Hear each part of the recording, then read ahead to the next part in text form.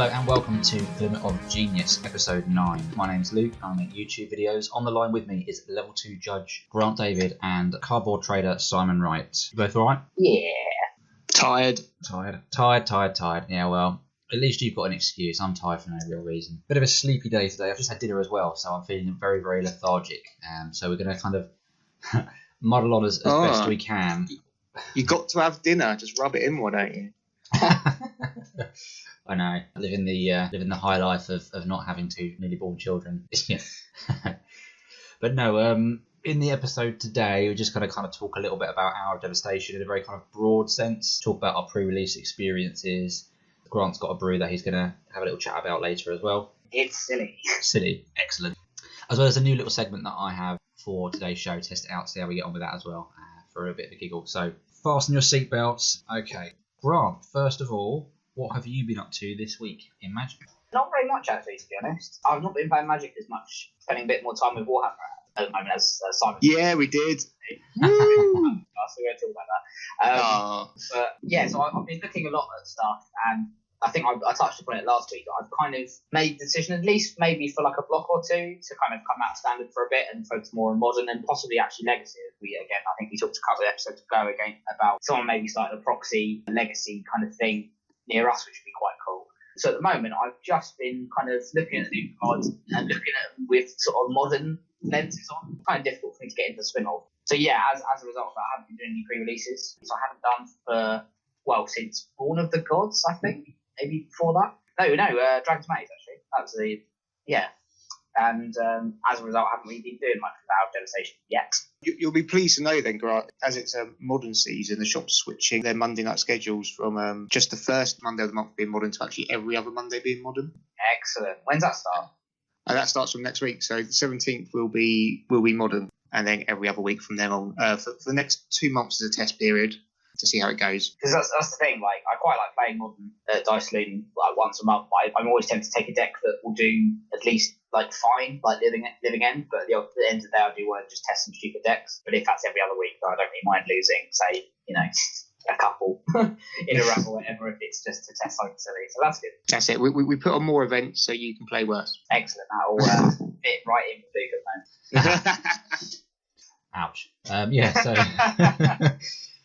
although saying that, my recent constructed performance has been somewhat reasonable, having made top 8 at the PPTQ a little while ago, and then top 8 at an Axion event for Modern as well. Both of these were Modern, yeah? No, one was Standard, one was Modern.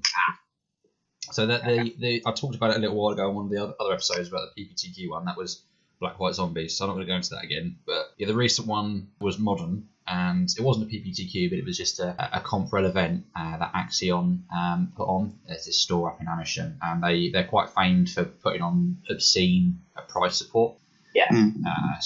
On this one, it was first place won a box of Modern Masters 2017, and then it was a pick out of 8 expeditions for everyone else in the top 8. So I managed to walk away with an Arid Mesa for coming 6th, which was pretty sweet. And there was all sorts of the other thing he did was actually quite interesting. He does these little playoff events as well. So the next 8 people down from the top 8 get their own top 8 for another expedition. So he called it the Platinum top 8. Oh, what was that? I'm still here. Simon? Simon's dead. Shit. Well, this is the last podcast, guys. Simon's dead. Well, it's been good. That was weird. Sounds like he's struggling. Hello? What are you doing, Simon? I lost my headset. Okay. What happened? What have I missed? You died, apparently, but it's fine because you're back, so that's okay. Oh, I am missing an earpiece. Where did that go? It's not in your ear, is it? Oh, no. Oh, it's fine. I'll survive. Yeah, so they had what they called a Platinum top 8. First 8 people after 8th place, and then the next 8 people after 16th, whatever it is. I'm not doing the maths. They also had a top 8 playoff as well for another expedition. She called the chocolate top 8. She's giving it silly names. What? Yeah. What was really cool was it meant people played on and stuck around for the day, which was really clever. That's good. Yeah, so you had people sort of in the middle tables. They were still actually playing for something, so they weren't just sort of thinking, "Oh, I'll just get a bit of more testing or whatever." They actually were playing, and it was pretty cool. And I think a couple of the people on my team that didn't make top 8, they were still playing on, and one of them managed to get an expedition. And there was boosters for anyone on a positive record as well. So yeah, it was pretty sweet. It was a really nice balance between a competitive atmosphere, but also kind of just playing for fun as well. Because obviously everyone, you want to win, but it also meant that if you weren't winning, or in that top 8 cut, that you were still actually getting quite a lot of enjoyment out of the event, because you weren't just like, oh, whatever. What did the winner get? First place got a box of Modern Masters 2017. So yeah, I took Affinity to the event. It's the first time I've really played it in any kind of serious way. I played against it a few times. It was really, really interesting. Affinity is really good. It's not a new deck by any means, but it was really, really pretty crazy. I won basically every game that I played except 2. One I lost to the guy who won it overall, and it was an Affinity mirror match. Oh. So I was not really surprised. I lost that, and the other one was against Death Shadow, and I mean, that's a very good deck. The person I played against is very good as well. So I wasn't unhappy, considering the first time I'd basically taken it to a tournament. When you lost to Affinity, would you say he just got better draws, or would you say that you lost because he was obviously far more experienced at Affinity than you? So game 1, he was on the play, and he basically curved into Springleaf Drum, into Stuff, into Master of Ethereum, sure, Outbound Ravager, and all I had was a Vault Scourging Ravager, and he was just sort of beating face. Well, I'm just going to be chomping. So did you come up against any hate at all? Like you said, you didn't lose any games, so did no one get it out or get out fast enough, or what? So against the Affinity player, I didn't really see any sideboard hate from him. Just the first game, he steamrolled me. Second game, I made a play mistake. And then against Death Shadow, I didn't see any other hate. I think they've their main deck does what it does. But like against decks with white in, say for instance, did you not see any Stony Silence? No, I didn't play against a single Stony Silence all day, which was really nice. Yeah. But do you reckon people are not sideboarding Affinity hate as much because they're expecting Death Shadow so much, or? Quite possibly, and it's just dumb. And I think because I always put it in. Like I don't really know many Affinity players, so I never get to use it. But I always make sure it's in there because otherwise you just lose. Yeah. I think you kind of have to, because if you don't, then you play against it. Then it's just really difficult to then try and fight that. Other decks can sometimes play sweepers. So like if you've got Valakut, for example, they can just play Pyroclasm or Anger of the Gods, and that can ruin your day. So, how does Death Shadow do against Affinity generally?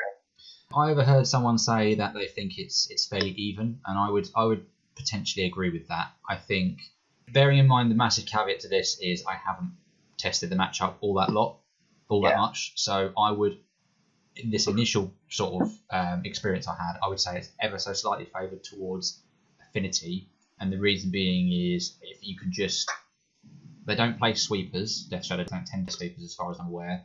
So if you can just flood the board, you can just overwhelm. You can just get like a critical mass of threats, and all the discard and removal that they want isn't necessarily going to stop you from like killing stuff. And also, there's the whole cranial plating on your manlands. They can't kill everything, and Fetch Champion can be really good against them if you're careful about getting Metalcraft. I noticed Storm seems to be making a bit more of a resurgence at the moment because of Barrel making it apparently just more consistent or something. Yep. And I know last time I played Modern a couple of weeks ago, I just lost. That was the only thing I lost to in a 4-round tournament, just Storm, just too much. And I think I was saying I was playing that deck, the double Blood Moon Planeswalker thing. It doesn't have any removal at all because generally Blood Moon does the job, but of course against Storm, Blood Moon doesn't do anything. No. So if I want to play Modern, particularly obviously if I'm going to Dice League on a every 2 weeks basis, I need to play a deck that has some kind of counter spells or something. And I'm kind of torn at the moment. Like if I could play any deck in Modern at the moment, I'd either want to play Death Shadow just because it seems quite interesting, and I'm only missing 2 Snapcasts maybe, or Scapeshift. But I always like Scapeshift. I have no pieces for it, so it'd be really expensive. But I always do like Scapeshift as a deck. Yeah. I think Storm can be really tricky. It's just again one of those decks where if you tap out, you can just lose. I'd never want to play it, but I just need a Modern deck of mine that I can play that doesn't lose to Storm. Counter Magic would help. Yeah, the thing is though, there's not many Modern decks I play that have blue in. Yeah. Like the decks I have played in the past, normally with white hate, it's fine.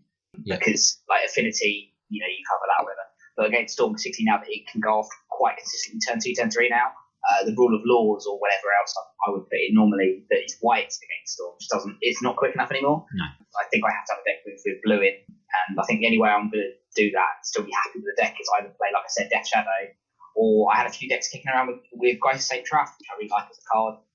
Or there was that Spirit Tribal deck I did with Geist Saint Traft as well. That might be quite fun. So if this modern thing's going to be a bit more regular, I might have to look at building myself a modern deck with blue in some way.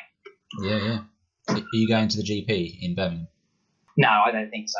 I think I'll just stick to playing, particularly if I still doing this regularly, just stick to playing different decks. That's why I wanted to play, get out of Stand and just play modern, just do some fun stuff, just experiment with, well, basically why I still like Magic, just experimenting with all these different combinations effectively, not to play and win effectively. Yeah. And Simon, what have you been up to this week? Played in 2 pre-releases on Sunday. First one went well. Built a red-green deck featuring is it Summit the Tested? Oh yeah. It's quite good. I went 3A with that. Nice. Quite a fun deck to play. I didn't think it was that powerful, but it turned out to be pretty good. Summit didn't do much though. I actually played it into a counter spell once just to get it out of my opponent's hand.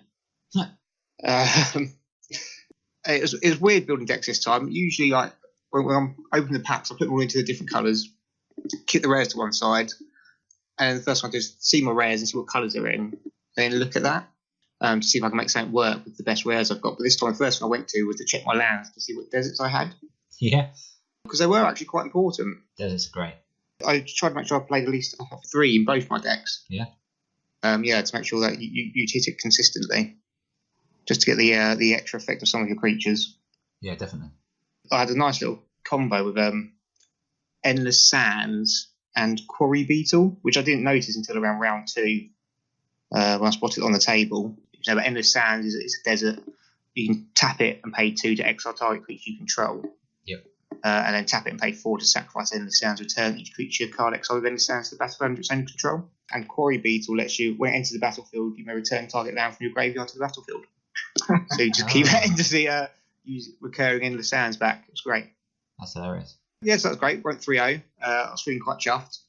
And the afternoon one, the tiredness kicked in. I'm going to blame it on that. Nah. I couldn't even put my deck together. I was so disheartened that the pool was just terrible. I opened the Crested Sunmere, which was awesome. But then the rest of it was the de jure with eyes open, the one that lets you get a Planeswalker. But I had no Planeswalker. I then got God's Pharaoh's Gift, which is all right. More artifacts, Abandoned Sarcophagus, and Oracle's Vault.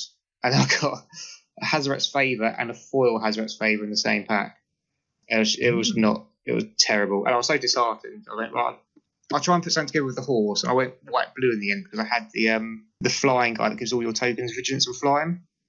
I thought, I'd love to have some indestructible flying horses with vigilance. So I tried to push that. And it worked quite well with God Pharaoh's Gift as well, because I could make zombie tokens, give them flying vigilance as well.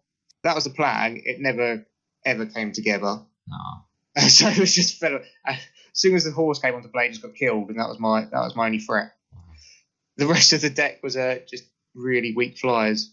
Yeah, so it was quite. I went 0-3, and then I was glad to go home. Yeah.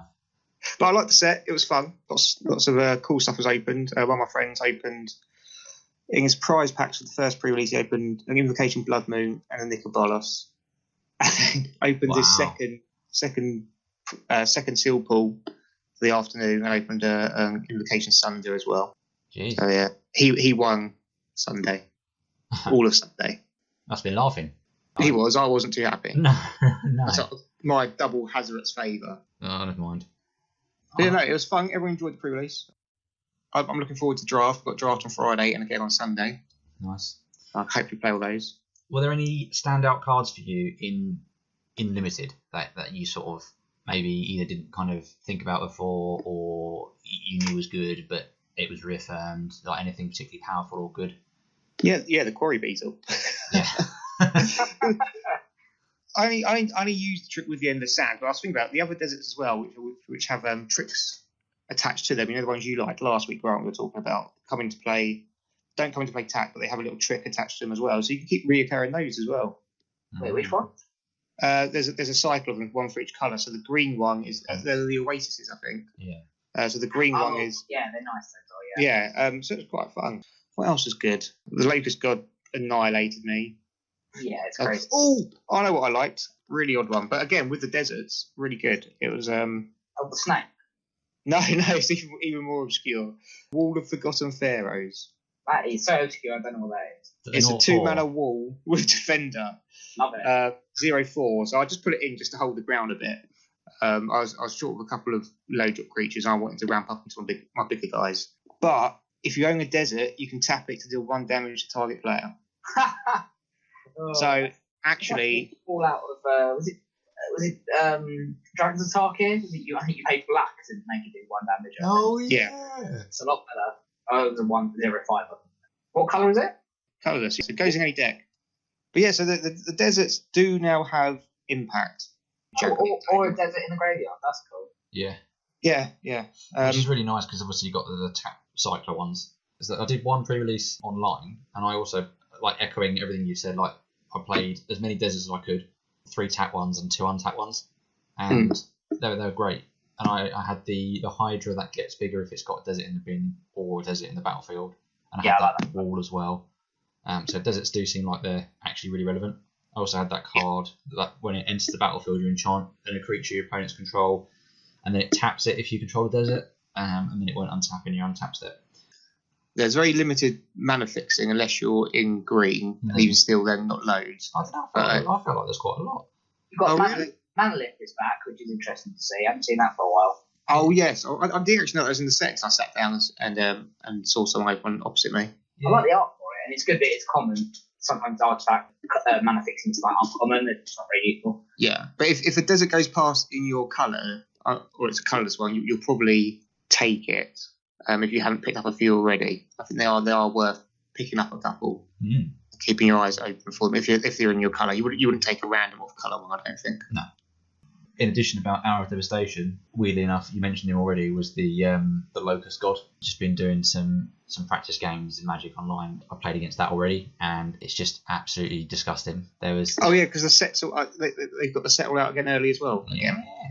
So I had a couple of games, and there was a point where like one guy main phased Glimmer of Genius to get two more points of hasty flyer damage. Things like that you don't expect. And I was like, oh great, they got haste. And I just completely forgot about the fact that they got haste as well. That card is a real thing, and it's really bad. This is how tired I am. I went, so in my 3rd round, I was playing against the Locust God, and it was game 3. And he played it out again. Right, I've got the answer for it. It's fine because, of course, in the first game I killed it and returned to his hand. I'm not going to fall for it again. And Desert's Hold places Desert's Hold on it. Basically, it's just can't attack, can't block, and can't draw abilities. Of course, every time he drew a card, he was still getting 1/1s. Oh. So really fluffed out. Oops. Not my best moment. Okay, so Hour of Devastation, real world impact. Like price wise, this new set doesn't look like much at all. Like I looked on MTG stocks and like there's nothing above like $10 apart from like 2 or 3 cards. Wow. Do you think this is all just expeditions? No, sorry, those are obviously money, but like some planeswalkers I'm trying to load out now. But other than that, it's like no value at all. I don't know if I mind that though, because I mean, standard seems. I don't mind that. There's a lot. I think there's a lot of people at the moment that are doing the same as me, just coming out of standards until we get like a clean rotation of just like not banned stuff. Yeah. I'll wait for at least a few months, kind of thing. It is low. There's nothing above $10 apart from Nicol Bolas if you exclude the expedition. Curious what your thoughts were, Simon, in particular, just because it's obviously great for people like Grant and me to reap the benefits of cheap cards, but... Well, it is maybe not for Grant, maybe because he's not too bothered about standard, but if you're looking to play more competitive standard, then it's not a great sign because it basically suggests that there's not a lot good enough in there for standard at the moment. That's what I've heard from a lot of players. It's interesting. There's not enough good cards in there. There's nothing strong enough in the current standard environment. I'm not too sure on that. I'm not the best person to make that call. That's what I've heard so far, which makes sense why there's not much demand for a lot of the cards, hence the prices. Okay. So I think there will be cards. But then on the other side, there will be something that make it into standard. And that means there's a lot of them at the moment that are currently priced at 50p a pound that will suddenly be £5-6 rares. So good opportunities for those speculators out there that want to make a quick turnaround. But you have to pick which ones though. I don't know. There are powerful cards, but I kind of believe it to be a little bit about perception as well. Like, I still think there are powerful things going on in standard. I think there's a lot of powerful cards in there. Maybe more for Commander than standard. But I think the real reason that the prices are low, that the demand isn't really there, is more because we're in the summer season and the focus is more on modern, not on standard. Hence why there's no real demand for a lot of the cards at the moment. Yeah. That makes sense. People's confidence in standard has been knocked after another banning. Yeah, and that will affect price. Eventually cards will go up. You follow Alpha Investments the same as I do. Like, the price of the box, the price of the cards open has to, the price of the box has to justify the price of the cards you open. I've got a bit the wrong way. I'm too tired to correct that. But yeah, so if the price of the cards aren't worth it, people like myself and the big shops will stop opening as many boxes. Supply won't be there when the demand for the card does rise. So therefore, the price of the cards will increase further anyway when the card does become popular. In that case, more boxes will then be opened to suppress the price again. So it's just waiting at the moment. Demand's not there. Give it the first PPTQ results or local GP results and get everyone's interest flared again in standard, and you'll see prices start to rise. Okay. Nickel Bolas won't. They'll probably drop. Yeah. I noticed that he was opened a lot more frequent in the pre-release packs. I've always noticed that since Origins. I noticed there was so many Planeswalkers in pre-release packs, and I think in pre-releases since there's always been a much higher tendency to open like important story cards. Yes, I think there's definitely more of them planted. Some people argue same invocations as well. I agree. I'm not sure as much, or if it's just that there's a lot of product opened in a small space of time in like one day in the same location that you think there's more. I mean, you've got everyone opening 6 packs at a time plus their prizes, and they might do that 2 or 3 times over the weekend, times that by 20, 30 people, however big your pre-release is. It just seems like more are being opened. Possibly, yeah. Yeah, I can believe either on that one. I know that's a really kind of bland answer, but I think there is a lot of hyperbole as well. Like, if you're sitting at home and you open a random prize pack, you're like, oh, I've got an invocation, whatever. Whereas at pre-release, everyone's super hyped and straight away, yeah. But over the whole weekend, I saw a Blood Moon, a Damnation, and a Sunder be open. These are the only ones I'm aware of. But that was only three out of a lot of packs. A double event on the Saturday, which I think had around 26 players, and that was a double event. So that was 2 pre-release packs per player, 4 packs per player for prize support, and on the Sunday 3 mini events. And they were quite busy as well, apart from the third one. The evening one was always a bit quieter. But so that's 3 events, 6 packs per event, other 2 booster packs per event, prize support. There's a lot of packs that are opened in a short succession. On the other side, though, I picked, by the end of the weekend, I had 5 Nicol Bolases and 1 promo Nicol Bolas. So your financial advice then is buy now? I will definitely buy now. Apart from Nicol Bolas, it'll go down. But yeah, you can't really argue with the prices at the moment. I mean, usually prices are inflated before the set's released, but this isn't really the case. I mean, the Scarab Gob for less than $10 is pretty good. He's awesome. The third most expensive set is the second Nicol Bolas from the beginner's deck. Oh wow! I like that. If you go through all of the rares of the stuff that's worth money, you get down to sort of the 50 cent mark. Before you hit commons, Horse Token is in there for 26 cents. What token? Horse Token, 26 cents. Oh, nice. Oh dear. Yeah, I mean, I think the gods will hold their value. There's cards like Hour of Devastation, I think, will go down. The Demon will go down. Oh, Insect Token is 40 cents. Ramunet Excavator, I'm not too sure of. Is that the Crucible of Worlds? Yeah, on a stick. Yeah. It's giving me problems because we've got draft day coming up, and it's unfortunately that's also the promo. yeah, I don't think he's going to be. He's not hold that value, is he at all? And at the moment, the pre-release one's like $20. So I don't know what that's going to do to demand for this tournament. We usually do it as more of a just a cheap beginners tournament. Just turn up, have a draft, learn the set. There's going to be a lot of people just turning up just to get this promo by the looks of it. Yeah. So I'm not quite sure what to do about that yet. What day is that again? Luke's bringing his diary. It's on the Sunday. This Sunday? Yeah. I'll probably won't be free, but that's pretty sweet though. I mean, that's a surefire way to suppress the value of the non-promo version. It's a good idea. The thing is though, like obviously Crucible of Worlds is quite a expensive card because it wasn't in many sets and it's relevant in Legacy, possibly Modern, I don't know. And obviously this guy's on a stick, like we said, a bit like Makers of the Moon. But if you're playing Legacy or Modern, surely you just go for Crucible of Worlds. Like you don't really go for a budget version. Generally, putting out the creature is quite a bad idea. It's not like Blood Moon where you want like more than 4 copies of this guy.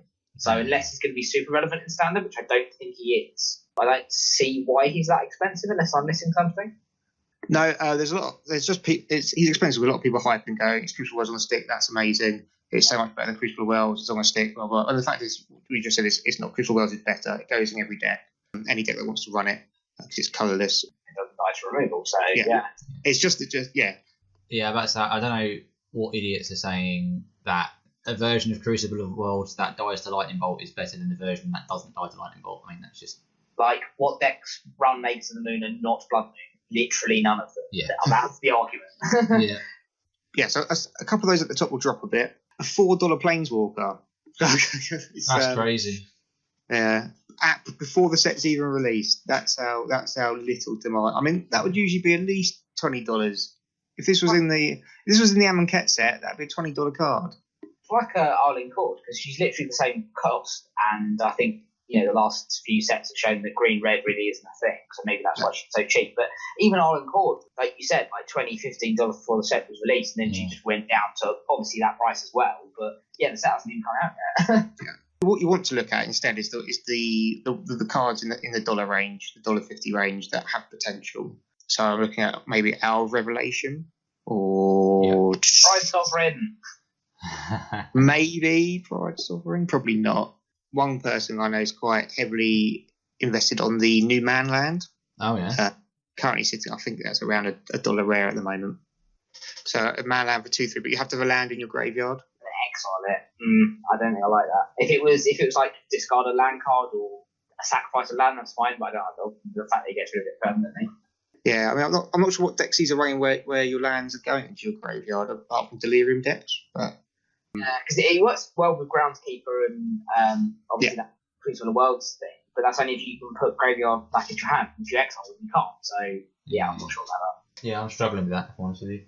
Because I was looking at these lands ever since you sort of mentioned it in passing about Tron or Eldrazi strategies kind of getting a little bit of a boost. So I've been kind of trying to imagine a lot of these cards in Eldrazi Tron in Modern, and even then where you're really leveraging and benefiting from having colourless mana or whatever, it's a struggle to actually make that card work, I think. Okay, then so if there's no more about Hour of Devastation, then when we come back we'll do Flavour text game. Oh, what? What's your flavour? Basically, I'm going to read the flavour text of a card to you, and you have to guess what one it is. Okay. Is the answer Beetleback Rider? Yes. Does it have flavour text? I'm so good at this game. I can tell you the flavour text of Beetleback Rider if you like. Hang on, I'll put it in my hand somewhere. Oh, that's Rampaging Hippo. Kind of the same, big beavers and hippos. Yeah. Okay. What is the flavour? I'm curious now. What is the flavour text of the card? The ruin of the past is the topsoil of the future. Oh, so powerful. 3 deep, 5 me. Wow. That's very cool. philosophical beetle. It is quite deep, that little beetle. He goes deep. Okay, basically I'm going to pit the two of you against each other. Whoever gets the most out of the ones that we get wins something. I don't know what that something is. Honour.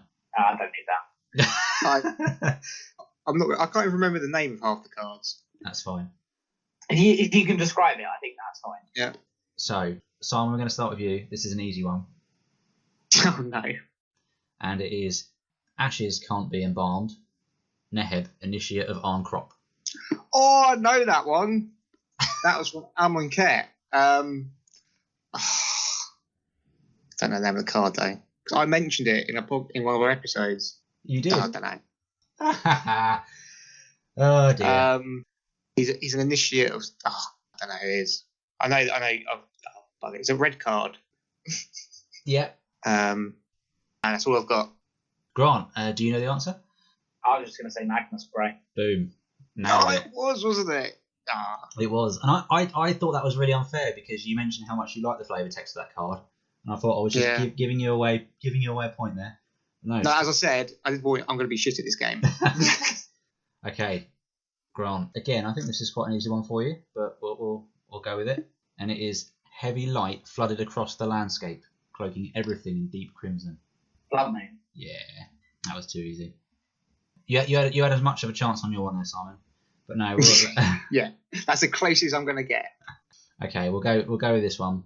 This is your other one, Simon. So, in Lorwyn's brief evenings, the sun pauses at the horizon long enough for a certain species of violet to bloom with the fragrance of mischief. I don't know. I know that. To bloom. Lorwyn. No. You know the flavour text of this, but I never know this. How do you know what the card is? You don't know the flavour text. We'll see. I'm going to pass. Bitter Blossom. Boom. Yeah. Excellent. Oh, yeah. See, I thought... Lorwyn fairies. Wow. It's got the word bloom in it. So, I'm trying to give you clues. Grant. The Spark Mage shrieked, calling on the rage of the storms of his youth. To his surprise, the sky responded with a fierce energy he never thought to see again. Spark Mage? I'm going to say, is it Electromancer? There's a card called Electromancer? You know, the music guy that makes stuff cheaper. Oh, that guy, no. Okay. It's Lightning Bolt. No, what was my guess? I was going to say Lightning Bolt. Oh, were you actually? No. Last two. Simon. Yeah. I alone determine my destiny. I'll give you a clue because you've been struggling. Hey, tell me what colour it is and how much it's worth. Money or mana? Money. Tell me how much money it's worth and what colour it's in. On fair everyone. It's blue and it's worth a decent amount. And I'll give you another clue. You won't have actually... You'll have seen the card recently, but you won't have seen the flavour text. Ooh, that's a good one. What? Why wouldn't I have seen the flavour? Who's hiding the flavour text from me? Is it full art card then? The flavour text is on a reprint. Oh, Jason Mind Sculptor? No. Is it Omniscient? No. It's Force of the Will. Last one for Grant then. I think you might get this one. The shadow of the candle looms tall, even as its light grows dim. I want to say that candelabra card that's worth seeing. Yeah, I was thinking candelabra. I don't think that had flavour text.